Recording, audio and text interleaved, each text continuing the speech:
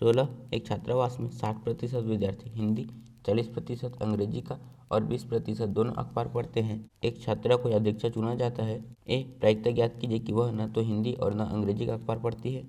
B यदि वह हिंदी का अखबार पढ़ती है तो उसके अंग्रेजी का अखबार पढ़ने वाली होने की प्रायिकता ज्ञात कीजिए। सी यदि वह अंग्रेजी का अखबार पढ़ती है तो उसके हिंदी का अखबार पढ़ने वाली होने की प्रायिकता ज्ञात कीजिए। यहाँ पर एक छात्रावास है जिसमें 60% विद्यार्थी हिंदी, 40% विद्यार्थी अंग्रेजी और 20% दोनों अखबार पढ़ते हैं और हम एक छात्रा का अध्यक्ष चुनते हैं तो हम इसमें इनकी प्रायिकता ज्ञात करना है। तो पहले हम घटना ई लिखेंगे जो हिंदी का अखबार पढ़ने वाले विद्यार्थी, फिर हम ई की प्रायिकता लिखेंगे मतलब हिंदी का अखबार पढ़ने वाले विद्यार्थी बटे में कुल विद्यार्थी। तो यहाँ पर हिंदी का अखबार पढ़ने वाले विद्यार्थी 60% है, तो यहाँ पर आ जाएगा 60% बटे कुल विद्यार्थी 100%।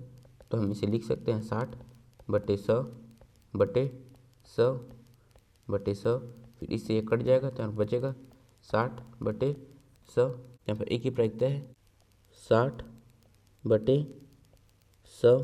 तो अब हम घटना एफ लिखेंगे, तो यहाँ पर एफ है अंग्रेजी का अखबार पढ़ने वाले विद्यार्थी, तो हम एफ की प्रायिकता ज्ञात करेंगे। तो यहाँ पर अंग्रेजी का अखबार पढ़ने वाले विद्यार्थी 40% हैं, तो यहाँ पर प्रोबेबिलिटी ऑफ एफ हो जाएगा 40 बटे यहाँ पर 100। तो अब हम इंटरसेक्शन एफ ज्ञात करेंगे मतलब दोनों अखबार पढ़ने वाले विद्यार्थी, तो यहाँ पर दोनों अखबार पढ़ने वाले विद्यार्थी 20% है, तो यहाँ पर प्रोबेबिलिटी ऑफ इंटरसेक्शन एफ हो जाएगा 20 बटे यहाँ पर 100।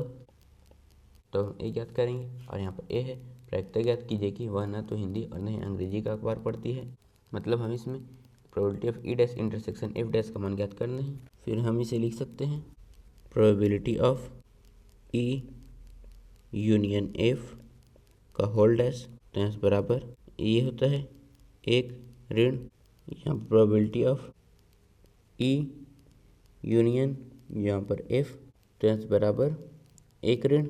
हमें इसमें इसका मान ज्ञात करना है तो हम इसे लिख सकते हैं probability of E then probability of F ऋण probability of E intersection F. तो यहाँ पर 1 ऋण इसका मान है 60/100, इसका मान है 40/100 और इसका मान है 20/100।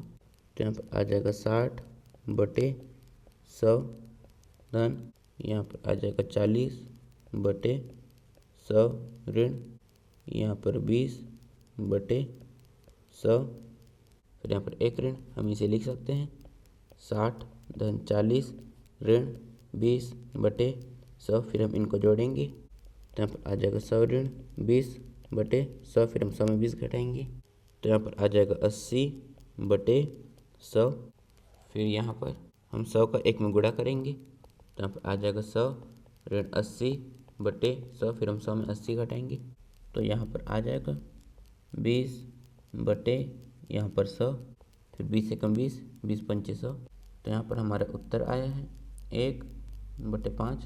मतलब यहाँ पर विद्यार्थी न तो हिंदी का अखबार पढ़ते हैं और न ही अंग्रेजी का अखबार, उसकी प्रायिकता 1/5 है। तो हम भी ज्ञात करेंगे और यहाँ पर भी है यदि वह हिंदी का अखबार पढ़ती है तो उसके अंग्रेजी का अखबार पढ़ने वाली होने की प्रायिकता ज्ञात कीजिए।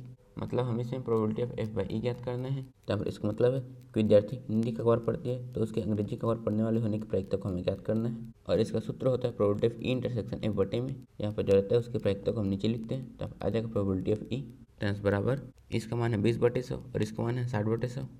तो यहाँ पर आ जाएगा 20 बटे यहाँ पर 100 बटे यहाँ पर आ जाएगा 60 बटे यहाँ पर 100, फिर इससे ये कट जाएगा, फिर 20 से कम 20, 20×3 = 60। तो यहाँ पर हमारा उत्तर आया है 1/3। मतलब जब विद्यार्थी हिंदी का अखबार पढ़ती है तो उसके अंग्रेजी का अखबार पढ़ने वाले होने की प्रायिकता 1/3 है।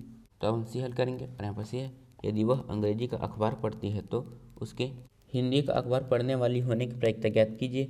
मतलब हमें इसमें probability of E by F ज्ञात करना है। तब इसका मतलब है कि विद्यार्थी अंग्रेजी का अखबार पढ़ती है तो उसके हिंदी के अखबार पढ़ने वाले होने की प्रायिकता को हमें ज्ञात करना है। तब इसका सूत्र हो जाएगा probability of E intersection F बटे में प्रोबेबिलिटी ऑफ एफ।